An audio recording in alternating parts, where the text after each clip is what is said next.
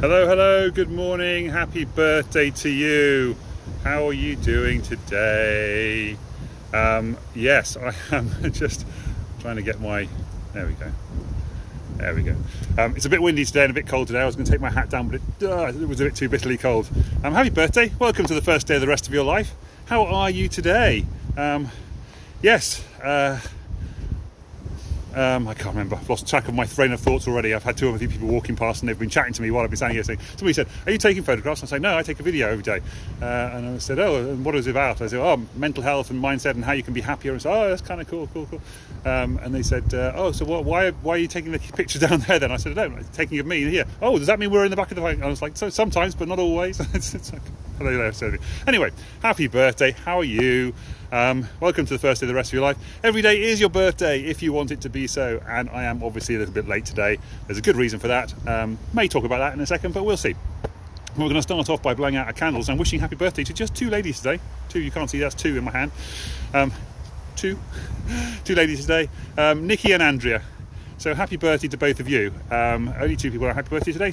But we're going to clear out our lungs, breathe in for 5 through our nose, hold it for 5, and then blow out our candles. Make a wish while we do that. Helps us with our anxiety and our panic attacks should we suffer from those things. Hello, two viewers, by the way. Can't see who you are. Please feel free to say hello. Give me some hearts and love and all that kind of stuff. Clear out your lungs and then breathe in 5 through the nose. Hello, Maxine. Hold for 5. And then blow out the candles on your cake and make a wish. A little bit of positive thinking and remember all the happy birthdays you've ever had. Ideally do that 5 times whenever you're feeling a little bit stressed out or anxious or feeling a bit panicky about life, and things will feel a bit better. You'll get a bit more blood into your brain and you'll be able to think a bit more clearly. It's a little bit like blowing into the paper bag thing that everybody talks about. Man on a motorbike, man on a skateboard coming past. Right, cool. Anyway, hello, happy birthday. Hello, Maxine. Thank you for the love heart. Love that. Absolutely fantastic. So we're going to talk today about love and whether it hurts or not. We're also going to talk about Epicureanism, weirdly enough. Because as I was on my run and listening to the Blinkist book of the day today, which is How to Be an Epicurean, it had a lot of relatable things to the topic that I wanted to talk about today, which comes from the Loveability book, which is also linked in the description below, and actually did connect in with the Gary V inspired Ent-spresso from Evan Carmicheal, but I listened to it such a long time ago now I can't remember what the actual connection was now. There we go. Because I did get up at 6:20 this morning. This is the end of my morning routine and it is now 10 to 12. It just shows what kind of a morning it's been already today for me.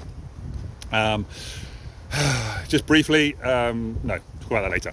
Love hurts. Does love hurt? Well, it kind of does. And interestingly, in the Epicurean and Blinkist book of the day, they do talk about whether or not love hurts. And they say love is painful in there. And they say love creates pain. And I was like, no, that's not true. That's not what it says in the Loveability book. And actually, I believe in the Loveability book. It's actually true. It's not the love that causes the pain. It's the loss that causes the pain. And it's the suffering that comes as a result of things that go wrong with love that cause the pain. So the betrayal when somebody doesn't love you back anymore, the worry and concern about whether or not people do love you back or never, whatever. I don't know, all those things anyway that you think love is painful, love hurts. It's all because of the results of the thing that you thought you were in and whether or not it was actually true or not. We've talked about love a lot over the last few weeks, and essentially I always talk about, and it comes back to my philosophy on this, which is if you can learn to love yourself and understand how you've become the person you've become, and love yourself internally, and then you effectively create this kind of bubble of love around yourself, inside yourself, such that other people's love isn't what you're seeking. Very interesting thing, I can't remember which one it was this morning, but somebody said something about not seeking likes on the internet. I think it was the Dan Locke top 10 actually. And he was saying don't seek likes on the internet, seek the love from inside yourself, seek your own likes first, because we talked about this a couple of weeks ago. Like yourself first, and then you don't need to go onto social media to seek likes from other people. You don't need to find love from somebody else because you can love yourself. And then when somebody comes along and loves you, then it becomes a bonus. I've had this interesting conversation with my friend Sophie, who lives in Bali, as you know. If you've been watching me for any period of time, good morning. A man with dog. See, there you go. His head just popped over my shoulder there. So those people are saying, "Oh, I am in your videos as I come past." And we kind of, but not really. I mean, you're just like the trees in the background here, aren't we? So yeah, love doesn't really hurt. No, it doesn't. The hurt that you're getting is a lesson to learn for the future. So if somebody cheated on you, you can then ask yourself, why did they cheat on me? Either was our love not good enough? It's quite possible. There wasn't strong enough. It wasn't. You didn't love each other enough. Either they didn't love you, or you didn't love them enough, or they found somebody else, or you weren't doing something. Maybe you weren't communicating enough, and there was something else going on. There was some other breakdown in the relationship that you had that then caused the other person to go and seek that feeling elsewhere. Might be a good thing, might not be a good thing. I was speaking to somebody the other day, a potential client, never actually became a client, and she was saying she's met somebody and the chemistry is fantastic, it's lovely and all this kind of stuff, but he wants her to change. And I said, well, you shouldn't be changing for him. And she said, no, I'm quite happy to do it, quite happy to change for her. And I was thinking to myself, not sure, because it feels like it's a red flag to a potential controlling relationship down the line. He wants you to be a certain way, and then you're going to have to keep being the way that he wants you to be, rather than just being yourself, and then finding somebody who loves you for who you are, rather than trying to create this person that the other person will love, which we'll come on to in a second. And then he broke up with her, and he said, oh my God, it's devastating. He's broken up with me. He doesn't want to be with me. What's wrong with me? Didn't I change enough for him? And I was like, no, he's done you a big favor, because he obviously felt like the relationship wasn't right, and he's moved on to something else that was better for him. And that's given you the opportunity to become a better version of yourself, to learn from that experience, and that maybe changing yourself to be right for somebody else isn't the right way to go. Maybe you should find somebody who loves you for who you are instead. And this is another thing that came out of the book thing today, which comes from how this concept of how, and I think he talks about this true love checklist, which I didn't finish. I only read the first one. There's like 10 things in the checklist as to whether or not it actually is love. And the first part was kind of cool, because he was talking about, is it love or fear? And he was talking about how we have a tendency to reject ourselves. So this comes back to me saying you've got to love yourself before you can let other people love you. So if you're rejecting yourself and you're not happy with yourself and you don't like who you are as a person, and then you put on this mask, you put on this shield up, this facade, to try and get other people to like you, try and get other people to love you, or to trick other people into loving you, effectively, and then you're constantly worried that you might lose that love, or might lose that affection, if they find out who the real person, who the true you is. So you're then afraid that they will reject you if they find out who the true you is. And I think this is my neighbour's dog Bailey I can see coming around the corner here. Dear Sarah, hello Sarah. I was going to say, I think that's my neighbour's dog coming around the corner there.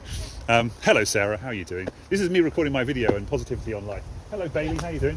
Yes, very nice, very nice. We're talking about love and fear at the moment, and whether or not you reject yourself and then don't accept love into your life. So are you in that? No, you're not quite in that, so it's fine. It's kind of cool. So there you go, that's my neighbour. And how we put up facades and masks to guard against that pain, there we go, of being rejected. And if we but if we let that mask down and we let somebody in and we let somebody love us for who we really are, then they're going to love us for who we really are. They're not going to love the facade. You know how people say, oh, we got married and then he changed or she changed or whatever, the relationship changed. Well, yeah, because they got inside the mask, they found out who the real person was, and then they changed.